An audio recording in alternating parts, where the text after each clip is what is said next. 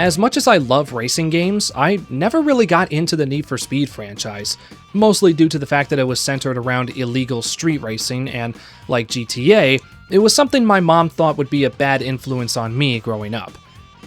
I think she made the right call. Though I would watch my uncle and my dad play the games. The first NFS game I was finally allowed to have was the DS port of Most Wanted. Guess I gotta start somewhere. Eventually, the Need for Speed franchise would release a game exclusively for Nintendo systems, and it's the only game in the entire series to be given this treatment. The game in question is Need for Speed Nitro. How cool is that? They named a game after me. I'm honored, truly. But is it any good? Well, let's find out today, as we'll be diving into both the Wii and Nintendo DS versions. Now, I've owned the DS version for as long as I can remember, and I loved it. However, it's been quite a while since the last time I played this game, so I'm curious if it still holds up after all these years. First, however, we're going to dive into the Wii version because, well, I've never played it before. So, let's check it out. This game allows you to use a GameCube controller to play it, so that's what I'm doing, because fuck motion controls. Your goal is to rack up stars by completing various objectives and races. Things like high score, best lap time, fastest accumulated speed, conquering time trial, and of course, finishing in first place. How do you earn points? By drifting, using your nitro, getting some big air, and maintaining the lead to fill the surrounding area with your color and decal, which are completely customizable. Though, it can be a bit confusing at first. There are two pickups. One allows you to repair your car, while the other lets you send a police squad on one of the other racers. Yeah, keep in mind you're street racing, which is illegal. That means you'll be dealing with the man. Winning races and completing challenges earns you stars and money. Stars are used to unlock more challenges, while money can be used to purchase more cars. Honestly though, I tend to just stick to the one I start with until it's no longer reliable. You race at 5 different locations around the world, with each world containing 2 courses and a drag race. Drag races work differently. You use the A button to shift up, and timing is everything. There aren't any other requirements in these races, just be the first to the finish. There are 3 different cups to earn: bronze, silver, and gold. Once you collect enough stars from each location, you'll unlock the Grand Prix. And I'm pissing a lot of people off by picking a Tesla for this.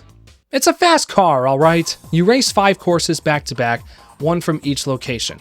Earn the most points overall, and you win the Bronze Cup. The cycle repeats for the Silver and Gold Cups, so there really isn't anything else to say in the career mode. In the arcade mode, you pick any race mode, car, and course you want. It's pretty standard stuff.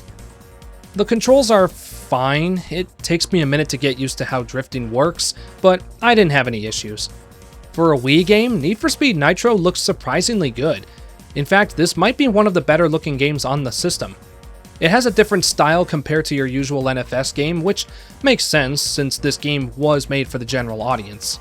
The car models look okay, but with this game's style, these aren't going to be one-to-one with their real-life counterparts. The soundtrack is pretty good too. It's got some hip-hop and rock songs. It's the kind of song selection you expect from this franchise. Danko Jones, Major Lazer, Rise Against, Earl Greyhound, and Chaos to name a few. However, this game doesn't cycle through the setlist during the race. Instead, you only get one song that loops, which is unfortunate. But there are plenty of challenges, so you're bound to hear every song at least once. So, that was a fun time. It's definitely on the short side as far as Need for Speed games go. I'm going to give Need for Speed Nitro a 6 out of 10. Now, let's shift gears and check out the DS version, the one that I grew up with. A visitor? That's unusual. Hang tight, I'll be right back.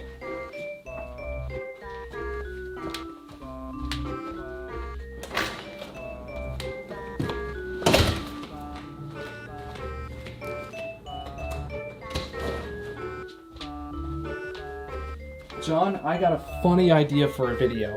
You should... Oh, he's not here. Well, I better go find him. Wait. He left his 3DS unsupervised. Oh, What's he playing? Need for Speed Nitro? They named a game after me? Where are my royalty checks? I'm sure John won't mind if I play it for a little bit. The game opens up with a name entry, followed by a tutorial, which does a good job teaching the player how the game's mechanics work. Right off the bat, this game plays differently from its Wii counterpart. Instead of leading the race, now anybody can tag the surroundings with pickups scattered around the track.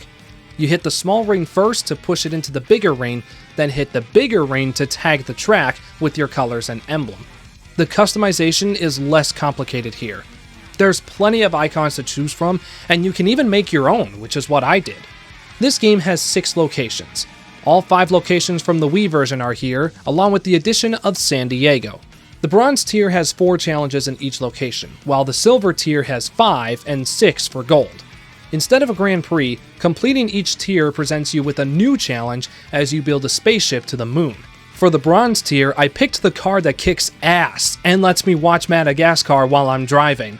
God, those animals are so fucking funny, they make me want to merge without looking. You earn points the same way you do on the Wii. You can also smash objects and obstacles, evade the police with what's called a hero driving system, and jump over your opponents while drafting them. I actually think the controls are better in this version of the game compared to the Wii. I feel a little more in control of my drift here. That could be because this is the version I'm more used to, but I digress. Most of the setlist from the Wii is accounted for here, and more than one song is played during races. You can even cycle through by pressing select, so you can pick which song you want to listen to. This is much better. Once every tier is completed, there is one final challenge on the moon. Hit every tag to own the moon before time runs out, and you're done. You know, I must say, I loved this game. It was a ton of fun, and I can definitely recommend it. A spiritual successor was released in 2010 as a DSiWare game called Need For Speed Nitro X. It's essentially the same game with the exception of the Hot Pursuit mode, which allows you to play as the police for a change. There is no way to control the setlist here. Because it's a DSiWare game, the songs are played in a fixed order, and some songs are sped up. That means you will hear Code of the Road every single time the music resets, which can get annoying. And that's really it for Nitro X. Need for Speed Nitro on the DS is a pleasant time. There's enough content here for a ride in the car, which is a good thing. Bite-sized content is ideal for handheld titles, and this game is no exception. This game is fun. I like it a lot. I'm totally not biased because of the subtitle. Now, normally John scores the games, but because he's not here, I'll be doing that. I'm giving Need for Speed Nitro on Nintendo DS a 7 out of 10. Alright, I've had my fun. Don't tell John I did this. Meanwhile. But I guess that's what happens when you mix hot liquid and hydrogen peroxide. It's not my fault the entire city evaporated in seconds.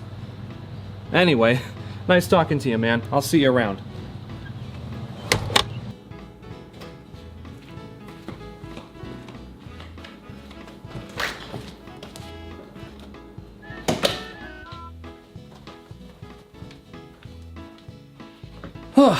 Now, where was I?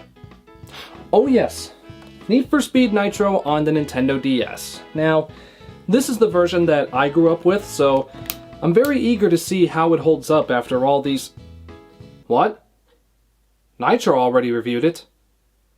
That son of a bitch! I told him not to interfere with my work!